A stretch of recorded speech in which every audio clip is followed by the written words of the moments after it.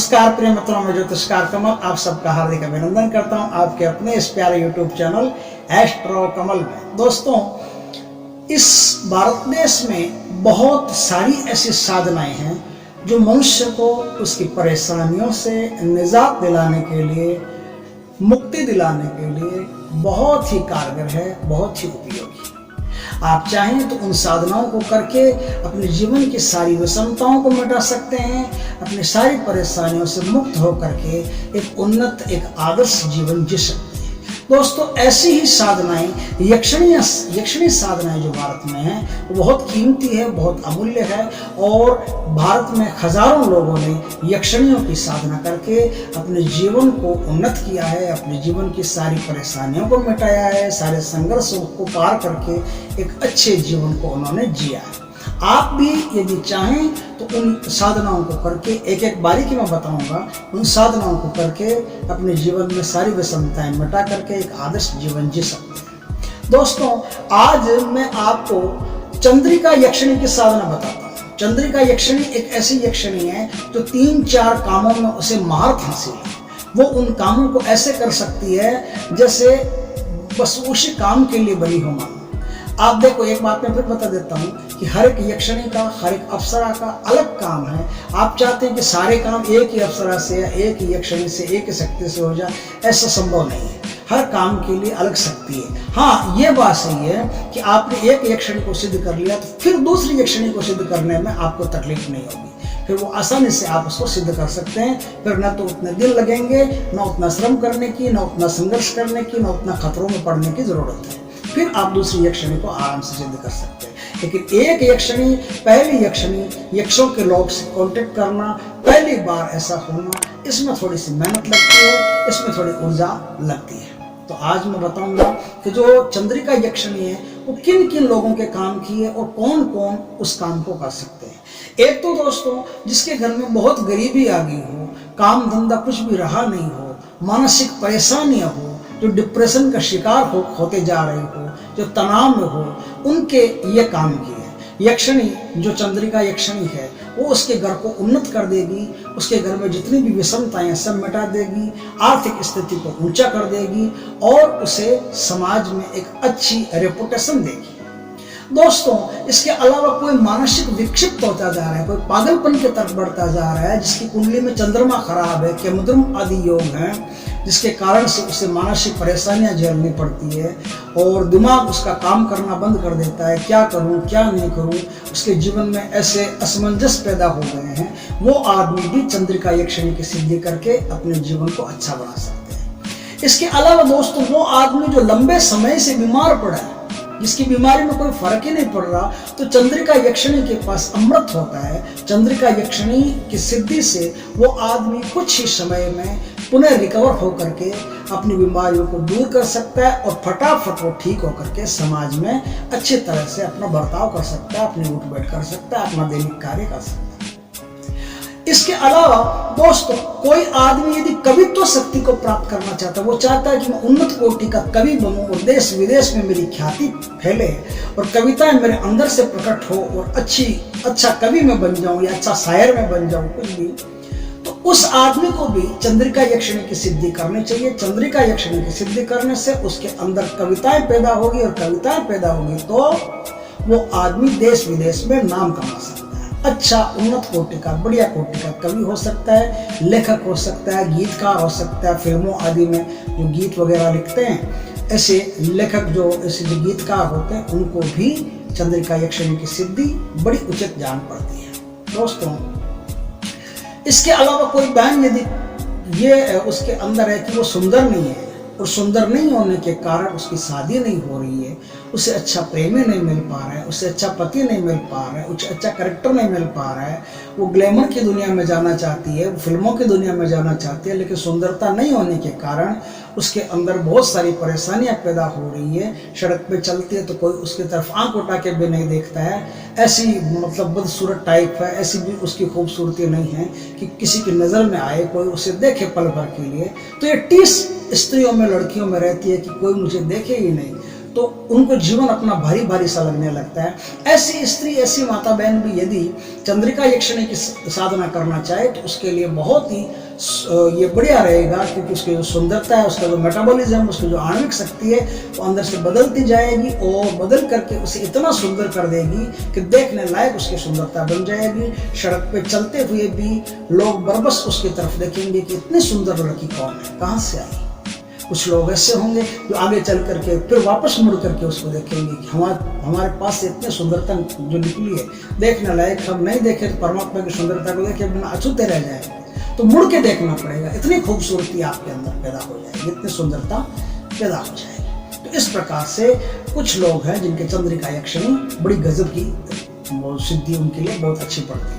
दोस्तों, जो लोग वेदक से, डॉक्टरी से संबंधित काम करते हैं, वो जितने भी वेद होते थे पुराने, वो वेद सबसे पहले चंद्रिका यक्षिणी की सिद्धि करते थे। उससे क्या होता था कि आयुर्वेद आदि के जो जानकार होते थे वो आयुर्वेद में कोई भी दवा देते थे लिख करके या घोल करके या बना करके या पुड़िया में बांध करके, तो वो मरीज को देते थे, तो मरीज उस दवा से फटाफट ठीक हो जाता था। उसका कारण ये था कि चंद्रिका यक्षिणी की सिद्धि होने से उस जातक में, उस जातक के हाथों में अमृत बढ़ जाता था, और वो जो कोई भी दवा लिख करके देता था उस दवा में अमृत संजीवनी पैदा हो जाती थी। जो कोई भी उसे लेता था वो फटाफट उस दवा से ठीक हो जाता था। इस प्रकार से जो वेद वगैरह हैं, डॉक्टर वगैरह हैं, जो आयुर्वेद का काम करते हैं, जो वेदक, दूसरे वेदक का काम करते हैं, उनको भी चंद्रिका यक्षिणी की सिद्धि बहुत ही अच्छी रहती है अगर कर लेते हैं। दोस्तों, चंद्रिका यक्षिणी की सिद्धि के बारे में आज हम बात करते हैं। इसको किया कैसे जाता है। दोस्तों, चंद्रिका यक्षिणी की सिद्धि 31 दिन की सिद्धि होती है और इसमें 41 माला नित्य जपनी पड़ती है। माला मैंने कहा आपके गुरुमुखी के अंदर रहेगी। जो भी हिंदू जाप करते हैं या जो भी अन्य मुसलमान धर्म के अलावा अन्य धर्म के जो लोग जाप करते हैं, उनको गोमुखी के अंदर माला को रख करके जाप करना पड़ता है। माला इसमें मोती या शंख की, मोती की माला हो या शंख की माला हो, दोनों में से कोई भी माला हो आप उपयोग कर सकते हैं और इस तरह से माला का जाप आप कर सकते हैं। 41 दिन में प्रतिदिन आपको 31 दिन में प्रतिदिन आपको 41 यानी 41 माला का जाप आपको करना पड़ता है। 41 माला का जाप प्रतिदिन 31 दिनों तक आपको करना पड़ता है। ये साधना पूर्णिमा के दिन से शुरू होती है दोस्तों, और पूर्णिमा पर ही पूर्ण होती है। पूर्णिमा से शुरू होती है, पूर्णिमा पर पूर्ण होती है। आपका 31 दिन पूरा हो जाता है। 31वें दिन आपको इसकी सिद्धि मिल जाती है। हो सकता है कि चंद्रिका यक्षिणी सामने प्रकट होकर के आपको सिद्धि दे या फिर हिंट दे दे कि मैं आपको सिद्ध हो गई हूँ। आपकी जो मनोकामना थी, संकल्प में आपने जो मनोकामना बोली थी, वो मनोकामना पूर्ण होगी। आप चाहे बीमारी से परेशान हो, चाहे पागलपन से परेशान हो, या आपके घर में कोई परेशान हो, या आपके परिवार में कोई परेशान हो, उसके लिए आप साधना कर रहे हो, जिसके लिए भी आप साधना कर रहे हो, उसका संकल्प में आपको विचार बोलना पड़ेगा कि इसलिए मैं इस इतने दिनों तक इतने माला का आपके लिए जाप करूंगा, मुझे सिद्धि प्रदान कर, तो वो हो जाता है, संकल्प सिद्ध हो जाता है। इसमें सफेद ऊन का, भेड़ की जो ऊन होती है, भेड़ तो आप समझ गए होंगे, शिप जो होती है भेड़ होती है, उस भेड़ का कटा हुआ ऊन होता है। मतलब भेड़ को काट के नहीं, भेड़ के ऊपर जो ऊन आता है उसे मशीन से काट करके और उस ऊन से धागे बनते हैं, उन धागों से फिर आसन बनता है। तो भेड़ के ऊन का आसन जो होता है वही इसमें काम आता है। भेड़ के ऊन के आसन पर बैठ करके आप इस साधना को करें। इस साधना में मैं भूल नहीं जाऊं कहीं, आप याद रखना, खीर का प्रसाद हर शाम आपको चढ़ाना। जो साधना करता है वो या तो अपने हाथ से या फिर शुद्ध घर में स्त्री हो उसके हाथ से बनी हुई खीर का ही प्रसाद रात को जो साधना करेंगे तो उस समय आपको चढ़ाना पड़ेगा। ये पूर्ण चंद्रमा की रोशनी में साधना होती है। जब पूर्ण चंद्रमा की रोशनी जिस कमरे में पड़ती हो या छत पर पड़ती हो या किसी स्थान पर पड़ती हो, उस स्थान से ही यह साधना होगी। इसमें चंद्रमा की रोशनी का पड़ना अत्यधिक आवश्यक है, इस बात का आप ख्याल रखें। ये बता दिया, चमेली के तेल का या शुद्ध घी का इसमें दीपक जलेगा। स्थान को बिल्कुल साफ सुथरा करके, एकदम सुगंधित करके, धूप, दीप, नैवेद्य, कुमकुम, चावल, जितना भी पूजा में जो भी सामग्री होती है वो सब सामग्री से आप एक चंद्रमंडल बना करके, फिर एक देवी की स्थापना करके, देवी का कोई भी चित्र ले लीजिए, आप कोई भी चित्र लेकर के चंद्रिका यक्षिणी के नाम से उसकी स्थापना करके पूर्व दिशा की तरफ मुंह करके आपको ये साधना करनी पड़ती है। ये साधना करनी पड़ती है पूर्व दिशा की तरफ मुंह रख करके। और मैंने कहा चमेली के तेल का दीपक या फिर घी का दीपक, इसमें शुद्ध गाय के घी का इसमें दीपक चलता है। रोज खीर का प्रसाद चढ़ाना पड़ता है। लेकिन इस साधना को करने से पहले आपको क्या करना पड़ता है, सुबह या फिर दोपहर में या फिर एक दिन पहले इस साधना को करने के लिए एक और बात होती है, एक पूजा होती है छोटी सी, वो रखनी पड़ती है। किसी पंडित को बुला करके आप करवाएंगे तो ज़्यादा बढ़िया रहेगा, क्योंकि वो जानता है। उसे ये बता दें कि हमें किस किस की पूजा कैसे कैसे करनी है। तो आप उसको बता दें कि एक तो हमें कुबेर जी की पूजा करनी है, यक्षों के जो मालिक होते हैं, यक्षों के जो सरताज होते हैं कुबेर, उनकी पूजा करनी है, ताकि उनकी पूजा करने से यक्षिणी फटाफट सिद्ध होती है। दूसरा, दिक्पाल की पूजा करनी है। 10 दिक्पाल होता है, 10 दिक्पालों की पूजा होती है, फिर षोडश मातृका की पूजा होती है, फिर नवग्रह की पूजा होती है। फिर तो पितृ देवता होते हैं ना आपके कुल के पितृ देवता, उन पितृ देवताओं की पूजा होती है। पितृ देवताओं की पूजा के बाद में कुल देवी या कुल देवता की पूजा आपकी होती है। कुल देवी कुल देवता की पूजा कर ली। इसमें दोस्तों नवग्रह की पूजा भी आपको करनी पड़ती है, मैंने बता दिया होगा शायद। नवग्रह की भी पूजा करनी पड़ती है, कुल देवता कुल देवी की पूजा कर ली आपने। अब गणेश, अंबिका और शिव जी, इन तीनों की भी खास पूजा उस दिन आपको करनी पड़ती है, ताकि कोई भी पूजा में विघ्न नहीं रहे, आपकी पूजा फटाफट पूरी हो और आपकी जो साधना आप कर रहे हैं वो साधना निर्विघ्न आपकी सफल हो, और सफलता का आशीर्वाद आपको यहीं से शुरू होता है। इस प्रकार से आप ये साधना कर सकते हैं, चंद्रमंडल बना करके, देवी का चित्र लगा करके, और ये साधना कर सकते हैं। साधना में कुछ सावधानी है कि मंत्र जो मैं आज बताऊं आपको, वो किसी को भी नहीं बताना है, एकदम गोपनीय रखना है। इस मंत्र का आपको जाप करना है। दूसरी बात है, इसमें जो अनुभव आपको, वो अनुभव गुरु के अलावा किसी को नहीं बताना है, इसको तो कसम ही खा लें। तीसरी बात यह है कि साधना में ब्रह्मचर्य का पालन करना पड़ेगा, चाहे स्त्री हो या पुरुष हो। आप किसी भी पराई स्त्री पराई पुरुष की तरफ या अपने स्त्री अपने पुरुष की तरफ भी नहीं देख सकते। जब तक आपकी साधना चल रही है 31 दिन, तब तक आपको बिल्कुल शांति से रहना पड़ेगा, ब्रह्मचर्य पूरा करना पड़ेगा, जमीन पर सोना पड़ेगा, ढीले वस्त्र पहनना पड़ेगा। इसमें सफ़ेद रंग के वस्त्र आपको पहनने पड़ते हैं, सफ़ेद रंग के ढीले साफ सुथरे एकदम धुले धुलाए वस्त्र आप पहन सकते हैं। इत्र लगाएं, सेंट लगाएं, जो भी बढ़िया चमेली का इत्र हो वो लगाएं, और लगा करके इस साधना को करें। खुशबू आपके पास रहनी चाहिए, और ये सब इस प्रकार से होता है। एक और विशेषता होती है, जिनको खूबसूरत होना है उनके लिए खास है, बाकी सब भी करें तो बढ़िया रहेगा।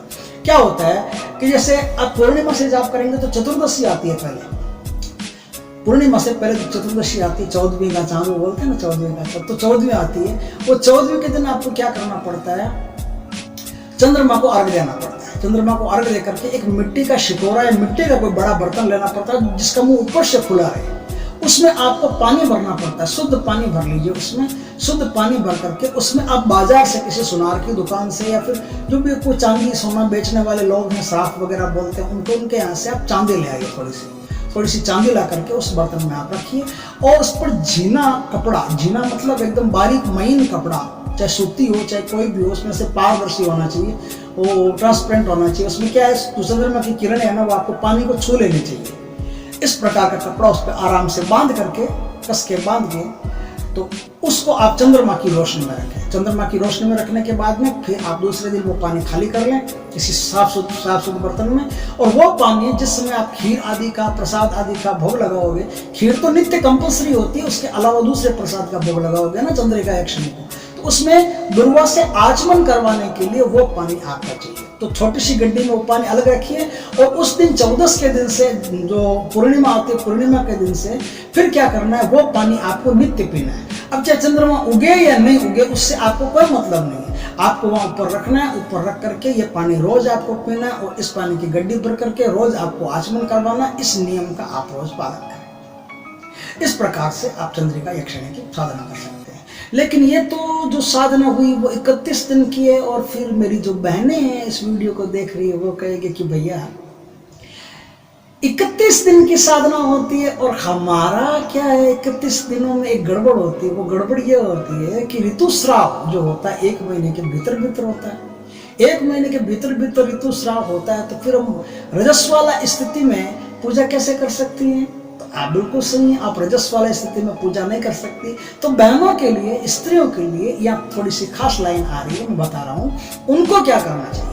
पुरुष वर्ग जो है वो इस प्रकार से साधना कर सकता है, लेकिन जो महिला वर्ग है, महिला वर्ग क्या करेगी, महिला वर्ग इस साधना को करने के लिए थोड़े से कच्चे चावल होते हैं, उनको गाय के दूध से धो करके एक सफेद कपड़ा लीजिए, सफेद कपड़े में एक पोटली बनाइए, छोटी सी पोटली बन जाएगी। आप पाव भर चावल ले लीजिए, पाव भर चावल को गाय के दूध से धो करके पहले सुखा लीजिए। सुखाने के बाद में उसकी पोटली बनाइए सफेद कपड़े की, और जहां आप साधना कर रही हैं वहां वो पोटली टांग दीजिए।